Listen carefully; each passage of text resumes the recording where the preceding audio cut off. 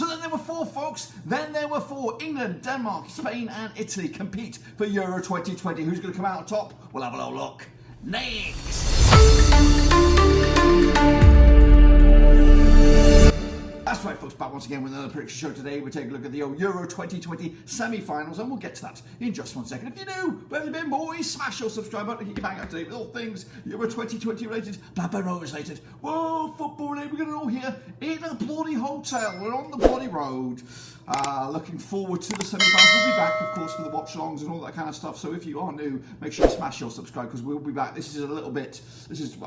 I'm still doing it, still competing it, still giving the love, and of course, make sure you smash your subscribe. But anyway, we're going to jump in the deep end now and have a little look at, of course, how we all got on last time around in the quarterfinals. See how many picks I got right, see how many picks you got right. So let's jump in the deep end and have a little look at it then, shall we? So here we go. Quick recap of course, the setup here. Of course, the last 16 is done and dusted. We went into the quarterfinals. Of course, it was the Belgians. And of course, it was the Italians locking horns. I actually went with a 2-0 win for Italy on the first one. Actually, it was a 2-1 win going in favour of Italy. So I was very pleased with that one. Barella Insigne on the score sheet for the Belgians. Lukaku from the penalty spot, giving them a little bit of hope. And unfortunately, they crashed out. But fortunately for us, whoever's picked Italy, still in the mix, of course. Then we went to the Spanish, taking on the Swiss, and that ended up 1-1 in the end. Actually, went with a 3-2 win for the Spanish, so not too shabby on that one. Goals from a big fat own goal from Shaqiri put the Spanish in front before Shaqiri levelled it on 68 minutes. So a controversial red card made things a little bit more difficult for the Swiss, but they held on in the end. Well, not they didn't. They didn't hold on. The Spanish held on in the end after penalties. Jurgen Sommer was fantastic in that game, but of course when it came to penalties, I think his luck ran out. So that was a shame. So yeah, they crashed out 1-1 on the after 120 into extra time and beyond. And next up, of course, into the next game, which was on third, which was Saturday, and it was England, and they put on a bit of a benchmark performance, 4-0 in the end. Actually went with a 3-0 win, not too shabby. Came with a couple of goals there, as did Maguire and Jordan Henderson getting his first goal for England, as they look pretty good for themselves. And of course, the last remaining one there, Czech Republic, crashed out to Denmark. I think I went with a 3-1 win there. It was actually a 2-1 win going in favour of the Danes. Delaney and Dolberg, Delaney quick fire off the 5th minute, Dolberg 42nd. Game over, you would think, but Patrick Schick made it interesting straight after the break, 49 minutes. But unfortunately, they couldn't get the next goal, and unfortunately they crash out. Tremendous effort though from the Czechs after a bit of a wobbly start. But the Danes keep on marching on. So as you can see, I got 4 out of 4. I think I would have been kicking ass and taking names in the old prediction league. Let's take a little look at said prediction league. These are the leaders for this week in this league. We had a few guys who got it bang on the nose. Max Sangari, James B. FC are great. Josh and Rexy, Liam Martin, Geraldinho, Shane O'Donnell, Ojo 52, Alex Weller, Mixel, Fulton, Hansworth, Gabriel, Gimme Charlie, A. Judy, and Blazoo. As for the chasing pack, they got 3. But what about the overall leader? Well, here we go. Who is the overall kingpin so far for the Euros? It is Hansworth with 30. Escobar is not too far away with, of course, 29. Jens van der Poel with 28. Master Fighter with 28. Blazil with 28. And then the chasing pack, there is what, 1, 2, 3 points on the offer. So realistically, it's a 2, 4, 5 horse race. Mathematically, Max Sangari and Shane O'Donnell could still win, or at least level with Hansworth, and we might end up with a joint winner. So we'll have to discuss all about that later. But anyway, let's kick it on forward to the next round matches, which is the semi-finals. So here we go. Take a little look at it. In fact, you want to get predicting, that is the link that you need right there. I think it says Euro SF there for the link, and of course there's the QR code if you're fancy and savvy with a bit of technology.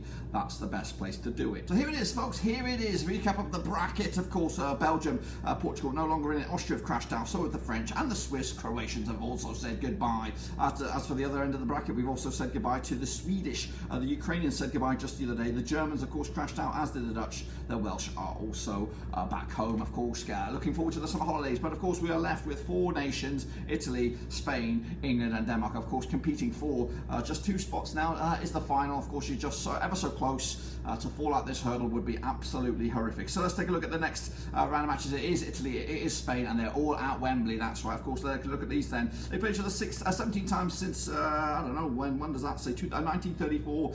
6 wins for Spain, 5 wins for Italy, and 6 draws. The biggest win for Italy over Spain was a 2-0 win in those 17 matches. Meanwhile, Spanish actually picked up a 4-0 win over the Italians in those encounters. 27 goals as well they scored over the course of time. Meanwhile, 21 goals are scored by the Italians as they lick their lips heading into this. In fact, the Italians come into this 100% form, winning the last 6. Conceded a couple of goals in the tournament quite recently, a couple of penalties as well. As for the Spanish, 75% form, but they've actually won 3 on the spin. Actually scored, what have they got scored now? They scored a whole bunch of goals, at least 11 goals, I think, in 3 games. Not too shabby. How about the recent encounters? The last time they played each other was a 3-0 win for the Spanish. It was a World Cup qualifying back in September 2017. Prior to that, it was a 1-1 draw between Italy, and prior to that, it was a 2-0 win for Italy in the round of 16 in the Euros. Goodness gracious me.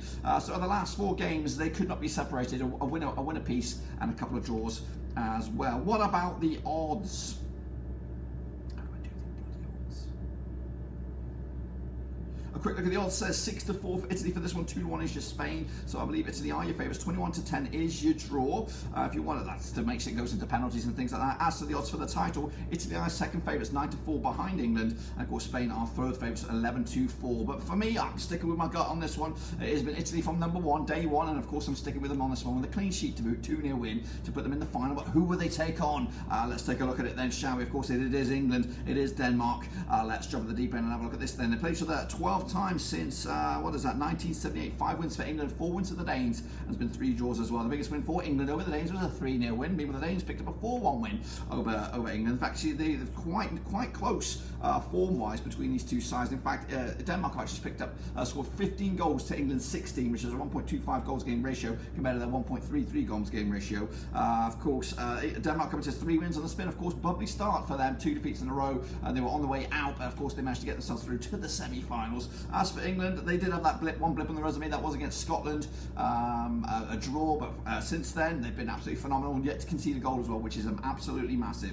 What my heart says and what my head says is a little bit different, but I'll give you both of my feelings anyway. Last time I played, there was a 1-0 win though for the Danes. That was in the Nations League back in October 2020. Meanwhile, prior to that, it was a 0-0 draw. So England, last victory over the Danes was back in 2014 on this. Let's have a quick look at the odds on this. Sort of we got England 10-7 on. They are your red hot favourites. So this 92 is your Danes, and of course 13-5 is your draw. The outrights, of course, for the title, England are 6-4 favourites. The Danes are 9-1 long shots. Now my heart says Denmark. Of course, we all were scarred, I believe, even though we got no Danish in us for the most part, anyway. But the opening scenes to Euro 2020, for Denmark point of view, has given me, as a non-English person, the wantingness, the willingness to see Denmark win this one, and of course go on to win the title as well. I think it would be a fantastic fairy tale ending for Denmark, despite the way they started things. As for England, though, they've been phenomenal. They've had a slow start. A lot of English fans were quite grumpy at the start of it,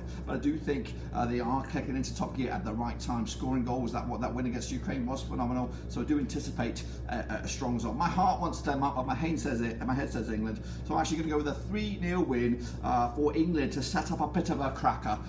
Indeed, it will be. It'll be Italy, it'll be England, and it will be at Wembley, of course, for the Euro 2020 and European Championship trophy. Let me know your thoughts and opinions about those predictions, and of course what you think is going to happen yourselves in those semi-finals down below. And again, make sure you get your predictions in there. So yes, it will set up that final right there, Italy against England. Let me know your thoughts, and of course hopefully I'll see you for the watch-alongs. We'll have the watch-alongs for both semi-finals. I do anticipate we've got match previews, cast predicts as well, so make sure you check those suckers out. But until then, that's pretty much all I've got for you. Hopefully you enjoyed the video. If you did, smash your thumbs up, smash your subscribe. Of course, we are in a hotel. We're actually at Finger Lakes right now in New York, so we should be back late Monday evening, hopefully ready for Tuesday, and gear up and ready for the, of course, anticipating, exciting semi-finals. Let me know your thoughts and opinions. Of course, I'll see you soon for the next one, but until then, we are done.